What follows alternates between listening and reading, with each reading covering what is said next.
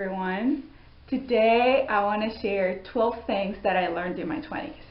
So recently I got a new roommate and she is 21 and we got to talk a lot. I love her so much and kind of sharing words of experience, not wisdom because I still have ways to go to be wise. But I'm going to be 32 this year and so I have some experience that she doesn't. So I started sharing some things. I was like, you know what? In the next video, it's going to be things I learned in my 20s. I actually looked up a lot of lists to see what people say out there, and they share a lot of wisdom. Yes, invest, learn as much as you can, and all the good stuff. But let's face it, that is not what you want to hear. Because guess what? That's what the world is telling you, anyways.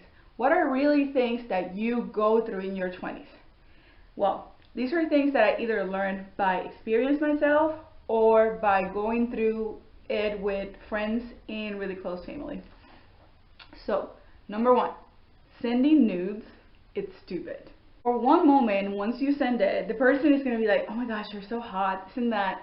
And the next moment, they're going to be like, I don't think this person respect themselves very well because, well, they're sending nudes. Like, let's face it, your mentality of this person or whoever sends you nudes is going to change. You're going to think this person is shallow.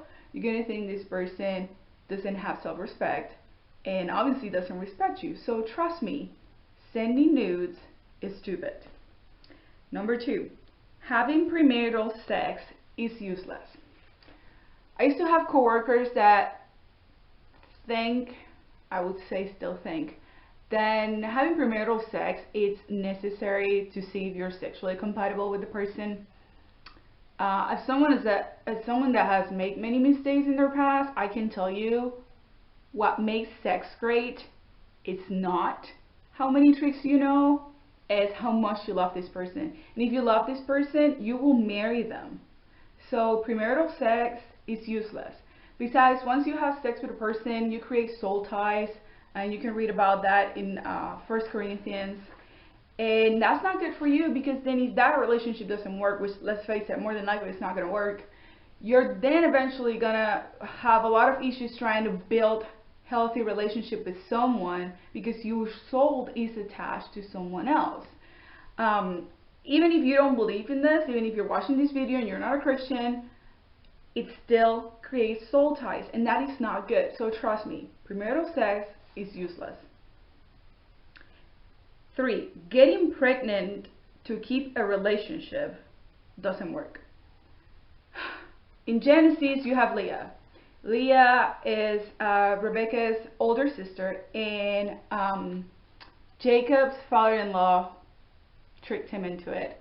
Long story short, Leah got pregnant 5 times, and each time she thought, with this child, my husband will pay attention to me. With this child, my husband will love me. And not once he did. Getting pregnant to keep a man, or men, getting the woman pregnant so she'll stay with you, that doesn't work. This is what's going to happen. You're going to have that child, whether well, obviously the woman has a child. You're going to have this child, and it's a mouth to feed, a person to take care of, by yourself. Because the other person is going to leave you whenever they want to. It doesn't keep someone, it doesn't make someone love you. So getting pregnant to hold a relationship doesn't work.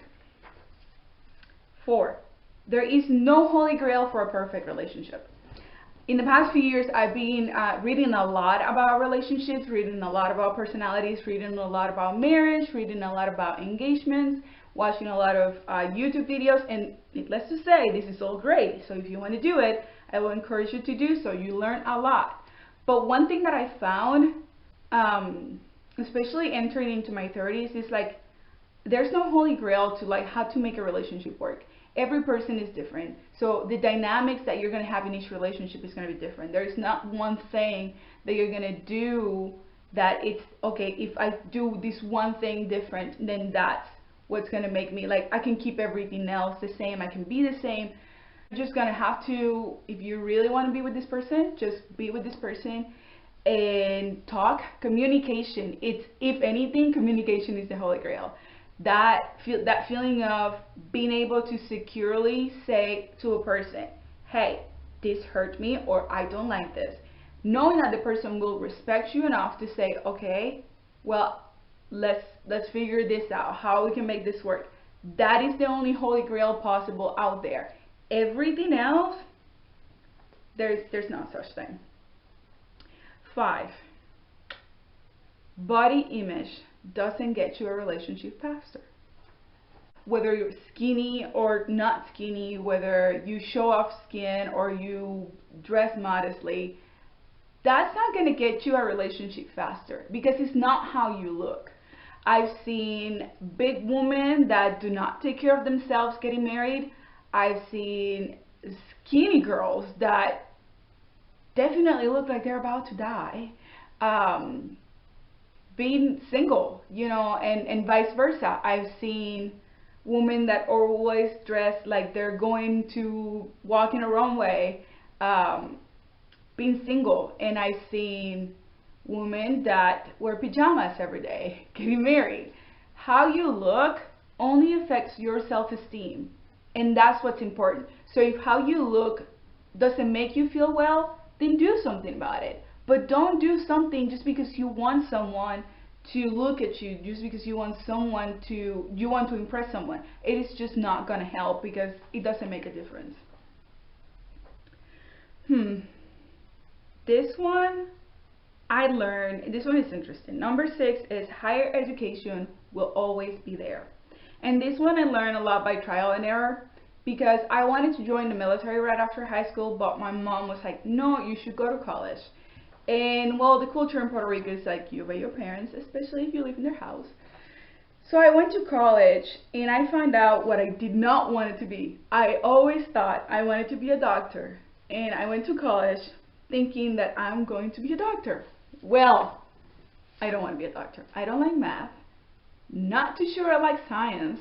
So no thank you. Well, after that I took a big leap and I joined the military. And in the military I studied, but I also traveled. I did a lot of things. Why? Because higher education is always going to be there. It's been there for over 100 years, and it is going to be there for over 100 years more until, the end of the world where Christ comes for us.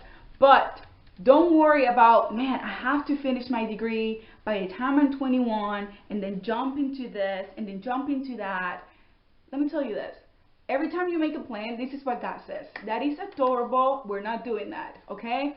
So if you want to travel, if you want to learn a skill, like if you want to learn how to work with hair, just learn it. And you don't have to even go to school for that. Just get your friends and learn how to work with hair. If you want to, if you want to learn how to paint, you don't have to go to school for that. You could just do it on your own. That's how I'm learning how to paint.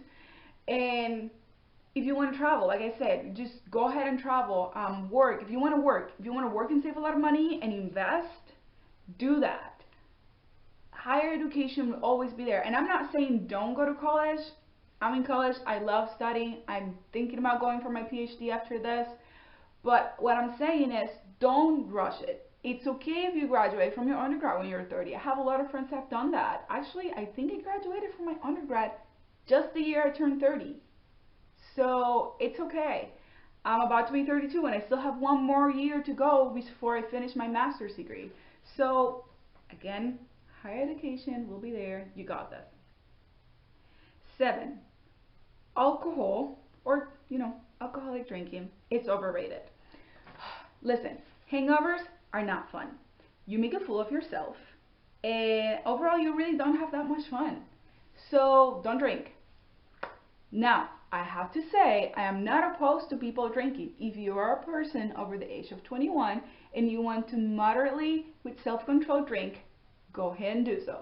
I'm not going to tell you you're wrong, because I don't think you're wrong. I think you can do it if you want to. But to do so just because you think you're going to have fun, to do so because you want to get drunk, well, some people do have to learn by mistakes. I still don't recommend it. It's way overrated. Let's continue. Number 8, don't get involved with someone that is taken. Yeah, this one I learned the hard way. I got involved once with a guy that had a girlfriend, and I knew he had a girlfriend. And that's possibly one of the worst mistakes I've ever done in my life. It broke me. It really did. And this was the time where I was not walking with the Lord. And I remember at that point I hadn't talked to God in like close to a year because a number of reasons. And when his girlfriend found out, he was not man enough to say, hey, yes, we both made a mistake. She got involved with me and I got involved with her. He put all the blame on me. And I remember being so broken that I screamed at God, you killed me. And you know what? He did, but he had to. And now I'm like, that's the fact that that happened, that was the best part of it, because God showed me so much about myself and about the world, and my standards way up after that. I do not get involved with anybody that is taken, even if they are in a very bad relationship. Actually, I have this standard, and it works really well when it's like if a man has a girlfriend, he's automatically invisible to me.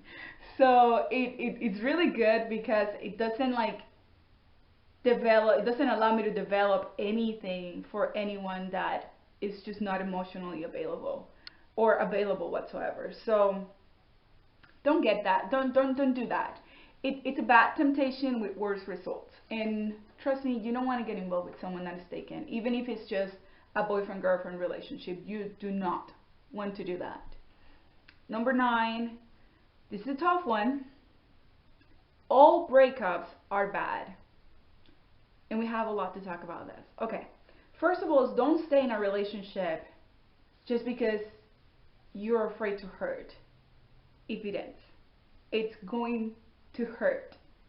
It's going to hurt if you stay, and it's going to hurt if you end it now or a year down the road. It is not going to hurt more, and it's not going to hurt less. It's just going to hurt. That is the reality of this broken, fallen world. So don't stay in a relationship that you're not happy in just because you're afraid of how you're going to feel or how the person is going to feel. Because guess what? You're not responsible for the person's happiness. And if you stay in a relationship that you're not happy because you want to make the other person happy, reality is either that person doesn't love you enough, or you both are going to be miserable, because if this person loves you, this person is going to want you to be happy. And if you're not happy, then they shouldn't be happy. And at least they're not going to be happy. So don't be afraid of breaking up a relationship of whatever amount of years. You could be in a relationship for a year. You can be in a relationship for 3 years, for 5 years. It is going to hurt. And if you stay there just because you've been together for a long time and you're not happy, time isn't going to change that.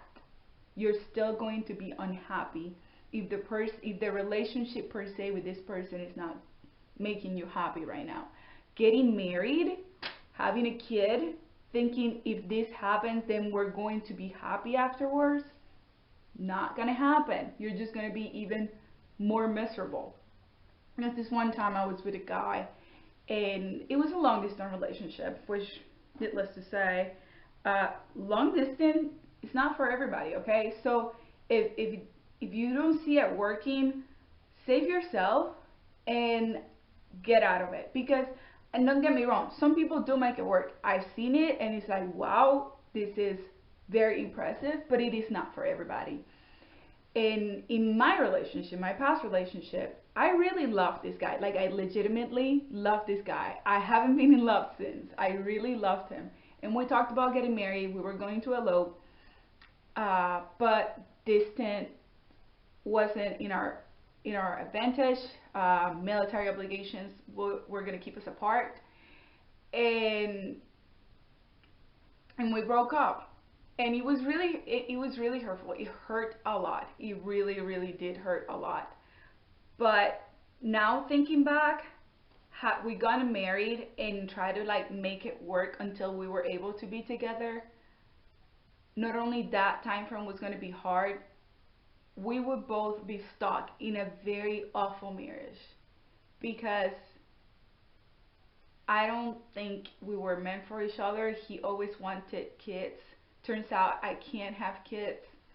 Um, he wanted to be something that would require me not to be what I wanted or what God wanted for my life either. So it was going to be a constant struggle of you're not who I want you to be versus I'm not who I want to be either. So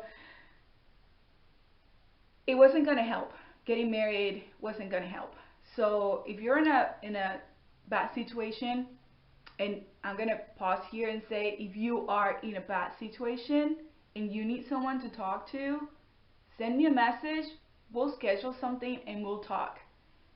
I'm not a licensed counselor, but I can counsel people, especially when it comes to relationships. I do have a certificate for that.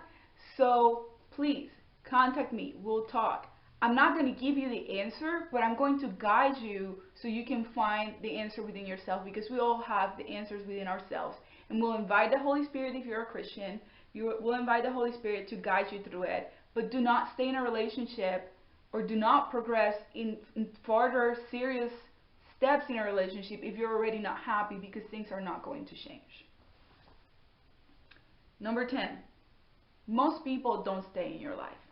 And I think this kind of attaches to the previous one, because sometimes we fight ourselves, we fight the circumstances to just like, oh, just I want this person to be in my life, and I need to invest because it's in the long term. The reality is most people are not going to stay in your life, especially in your 20s. In your 20s, because of globalization and our culture, we're living in a constantly changing society that it just pulls people apart all the time. So most people are not going to stay in your life. So if you're in your 20s, or actually if you're in any age in your life, but mostly in your 20s, and you're meeting new people constantly all the time, 99% the person is not going to stay in your life. And I'm not saying don't invest. I'm not saying don't get to know the person. I'm saying if you're a person that hurts a lot when people depart from your life, work on not getting attached, because it really, really hurts. This is something I've had to work in the past 2 years, because I've always gotten attached to friends and family, and because of life, things happen. The person doesn't stay in my life, and I go through a transition of like, okay, I need to get over this person not being in my life while I'm still meeting new people. And then I put a big guard, and I was like, well, I don't want to get close to this person that is in my life right now, because they're gonna leave me. And it's this like I'm wasting a lot of time not trying to, like, avoiding a person because they're gonna eventually leave me. And then I was like, okay, well, I'll get to meet this person, and then I there's a period where I get to know the person and I get close to the person, and then they leave. And then I wasted a lot of time just fighting myself, because instead of just creating that balance, it's like I'm going to get to know this person knowing that this person is more than likely going to leave my life anyways. Pretending to be someone else doesn't help getting what you want. I am an introvert. Believe it or not, I'm an introvert. For 25 years, I pretended to be a social butterfly, an extrovert, someone that was always doing something, always talking to people. And don't get me wrong, I still love talking to people. But one thing that I experienced during those 25 years was that I was very, very unhappy at the end of the day. I was exhausted mentally, and I didn't have the energy to do a lot of other things that I wanted to do, especially in my spiritual life. I was like, I don't have the brain energy to read the Bible and to pray. I don't have the energy to clean my house. I don't have the energy to do all these other things because I'm exhausted, but I'm still not happy. Well, as it turns out, it's because I've always been an introverted. I've always needed time for myself, and I'm okay with going a week without talking to anybody. It was just not even leaving the house. And I'm super okay and super happy with that. I still love talking to people. I still love getting to know people. I still love helping people. But there is a balance. And now that I'm balancing all of this, I'm actually really happy. I actually enjoy telling people, hey, okay, we can meet this day, and then it's okay if I for 3 days disappear.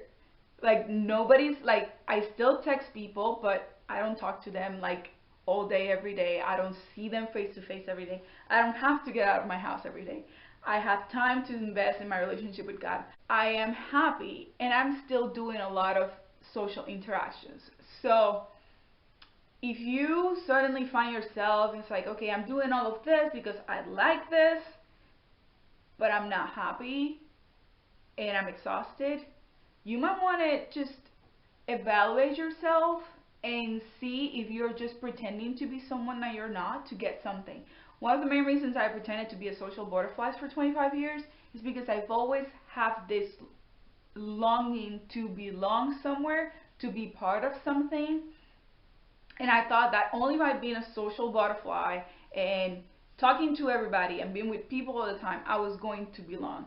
Here's the thing, I never, still to this day, don't feel like I fully belong somewhere. And, you know, I may or may not find that, but in the time that I've had now as an introvert, reflecting in and spending time with God, I'm even okay with not belonging somewhere in this world because we're not going to stay in this world forever. So consider that. If you do need to talk to a counselor, go talk to a counselor. I see a counselor every week. I'm not a bad Christian. I'm not crazy. Seeing a counselor is not for people that are crazy or for people that don't have their lives together. Seeing a counselor is the opposite. Seeing a counselor is for someone that is so in tune with what they need and recognize and want to take care of themselves. They're like, I need someone to help me process this, someone to listen, someone that can give me productive feedback. So don't be ashamed of seeing a counselor. I think that's pretty good. Do you think that Jesus didn't talk to his disciples about how he was feeling? Then you should read the Bible. Number 12. This is the last one. Age is just a number. Don't I wish I knew that before? Listen, I've dated guys that are over 20 years older than me. And it was awful. They were very immature. There was one that actually texted me once. He wanted, like, after one date, which was awful, he wanted to get in a relationship. And I'm like, okay, well, listen, I don't like you that way. I do think we could be great friends. You know what he said? He said, I don't want to be friends. I have enough friends. Deuces. And I'm like, you are a 42-year-old man and you're saying deuces? Man, I dodged that bullet. But I've also dated younger guys that are pretty mature. Things didn't work out, but they still were mature. So age is just a number, like I said, and don't worry about your age when it comes to any of these other things. Like I said earlier about college, don't worry about your age and still being in college. Don't worry about that. Don't worry about being 30 and not working. I am currently not working. Of course, my circumstances allow me not to work, but I'm still in college. And don't worry if you are 40 and you're not married. You know what? 40 is the new 20s, except you're smarter. So don't worry about that. Age is just a number. It depends on what's here and what's here. If in your mind you have all the energy and all the desires to get out there and learn and work and meet people, do that. Age is just a number. Here are the 12 things that I learned when I was in my 20s. If you have any questions or comments, put them down below.